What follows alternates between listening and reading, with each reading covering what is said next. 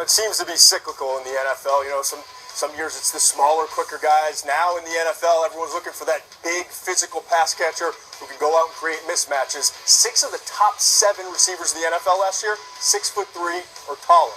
We've got a bunch of those guys, you know, throughout the list here in terms of wide receivers and tight ends. Let's get to upside. Which pass catcher in this year's draft has the greatest upside in your opinion? Todd, I'm going to go to the #1 tight end on the board, and that's Eric Ebron, North Carolina. When you think about upside, this league is about tight ends who are glorified receivers, who present major matchup advantages. Go back to that Miami of Florida game on a Thursday night. He was human highlight film.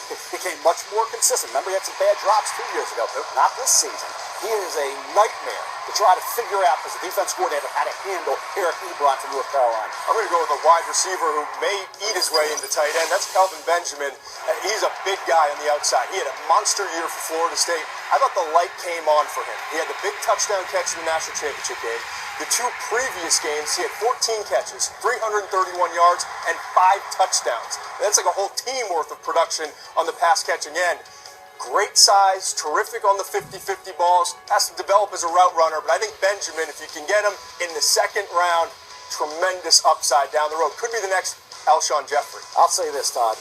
You said, okay, what he could be, developing, 2nd round, then there's risk because he's got top 10 ability. With another year at Florida State, to polish it all off, put up big numbers again with Jameis Winston at quarterback, you're looking at maybe Mike Evans in top 10. Now you're talking borderline 1st-round pick. With that comes a little bit of risk because he did not maximize his ability in college. You're going to have to hope he does it in the NFL. Yeah, where do you wind up taking him? That's the big question. My risk guy is Colt Laerla, the tight end, formerly from Oregon, wound up not with the team anymore.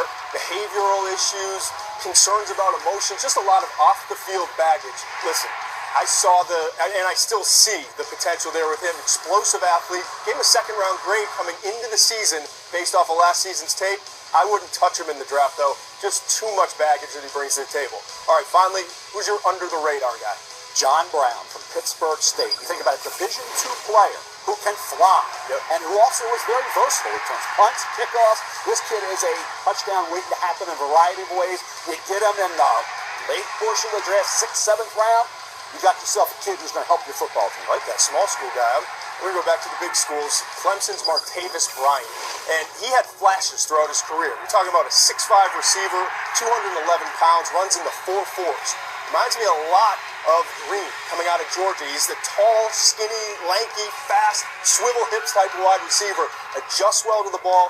I just think he never was a great fit in that Clemson offense where a lot of stuff is horizontal, a lot of run after the catch. If he gets with a guy like you're Joe Flacco, you love the Ravens, if he can get with a big, strong-arm quarterback that can get him the ball down the field, watch out for Martavis Bryant as a 3rd, 4th-round pick. Could be a steal in this class. That's just like the A.J. Green reference. Next to A.J. Green, you're going to even hey, okay. Slow down, Kiper. There's a lot of talent in this year's class. I've got 16 wide receivers with grades in the first 3 rounds. Usually we just see 12.